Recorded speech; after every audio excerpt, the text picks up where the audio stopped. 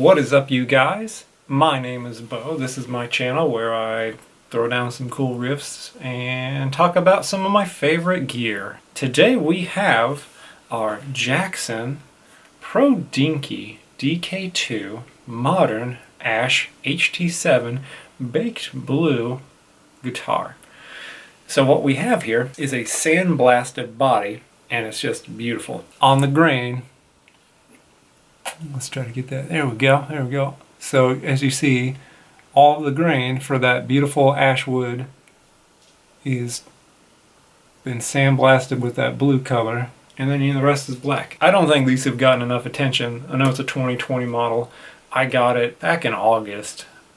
I'm not sure when they officially kind of rolled out. Got mine brand new from Sweetwater. I really wanted one of the new Schecter Iron Mountain multi-scale 7 strings. Then when they came out with the toxic green color, I was sent 3 different ones from Sweetwater, and all of them had really bad quality control issues, especially with the finish. I won't go into all that. That's another story. That's a whole nother video. So after they sent me the 3rd one, I live about 2.5 hours away from Fort Wayne. I just called them and said, hey, I'm just going to come up here, return the one that you just sent me, and I gave them a list. I gave my sales rep a list of guitars I wanted him to pull for me so that I could just find something that I loved in place of that one. When I got there, the other ones that I wanted to see, they all had similar quality issues. I had a couple other ones, one being, a Schecter KM7 guitar, and then I had this one pulled. I definitely wanted one that was a hardtail. That's why I went with this one.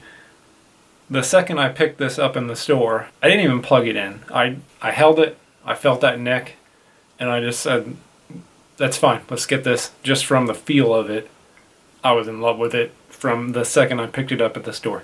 It left with me that day. So we're going to talk about the specs of it, we're going to talk about my favorite things of it, and we're going to talk about the one thing I didn't like about it.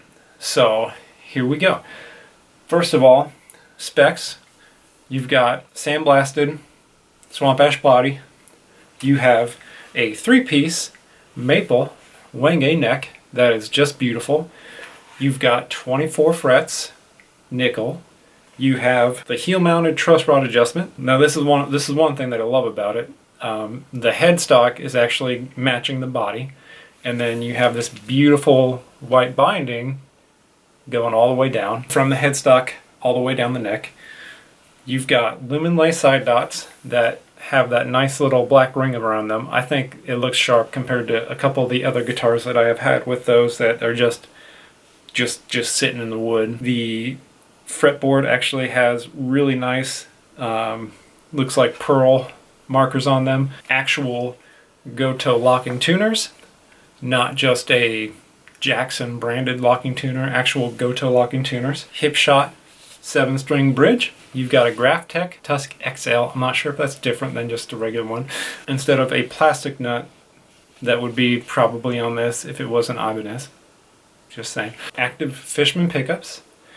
You've got 5-way toggle switch, 1 volume, 1 tone, and then the tone is push-pull for the different voicings for the Fishman pickups. That very, very nice neck heel on the back there. Obviously this is a bolt-on Dunlop brand strap locks, so these are a button that you push and lock into place or push to pull out, and they're actually extremely nice.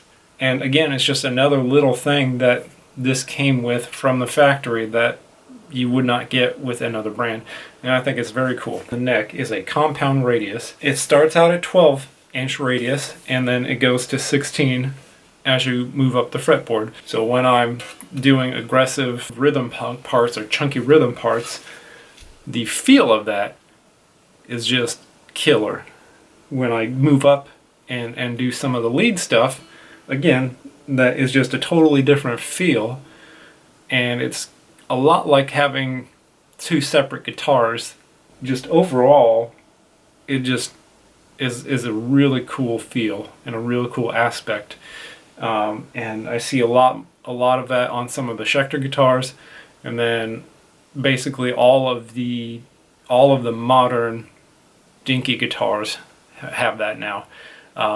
And it's just, I'm absolutely in love with the compound radius, let's be honest. The big thing was just the Fishman open core PRF pickups that this came with.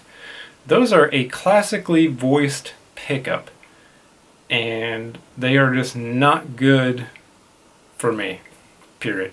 After having this for about 2 weeks, that first time I went to a band practice and plugged this in after I just got done playing my Ibanez, and I hit that first note, and I immediately put it back in the case and picked up my Ibanez again. That's seriously how much I did not like these. So what we have here are the Fishman Fluence Keith Merrow signature pickups. You heard some of the different tones that they're capable of in the video. These things absolutely kill. They should have had something like this on the guitar to begin with. Luckily, I recouped most of that money just selling the old ones on Reverb, and it was a big upgrade. Super simple. You don't have to solder anything. You just pull the little wire harness that's in there, connect it, screw it back down, put your strings on, and you're good to go. It wasn't, you know, a big project. It seriously was just, well, I was going to restring the guitar anyways and put my string source, not a sponsor, strings on here. That was just the only thing that I did not like stock from this.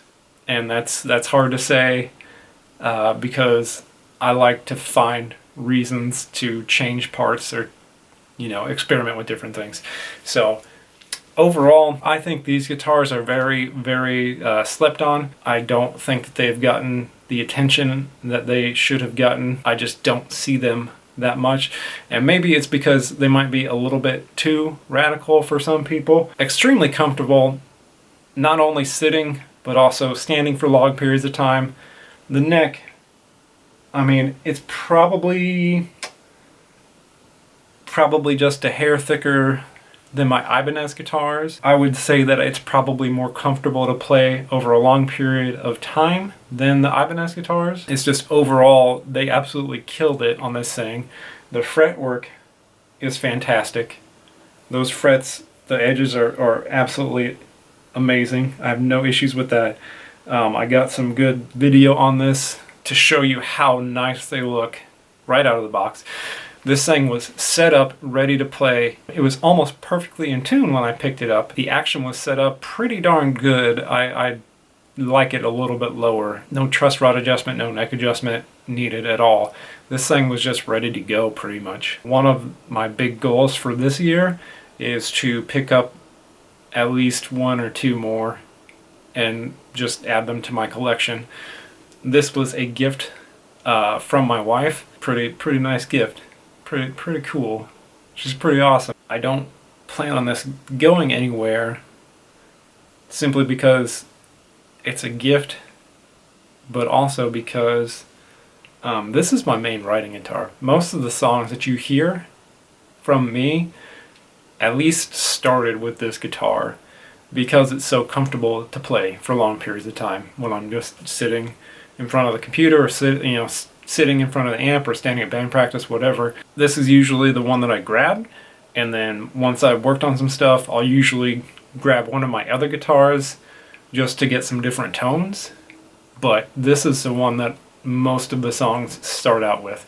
Starting price, the retail price was like $13.99. I got it for a lot less than that. But you're now starting to see this like Sam Asher Reverb and things like that. You're now starting to see these pop up at around the $1,000 range, and I think that's just a great price for what they are. Some people are going to love the pickups that came with it. I needed something more aggressive. After I sold the pickups that were in it on Reverb, I probably only spent about $50 to upgrade them, because this is not something you need to take to a tech and solder, as long as you go with ones that are going to fit that space, which the Keith Merrows fit that bill. That's going to be my review. Hope you love this song. I hope you like the review. If you enjoyed it, hit like and subscribe. We got a lot more stuff coming. Thank you so much.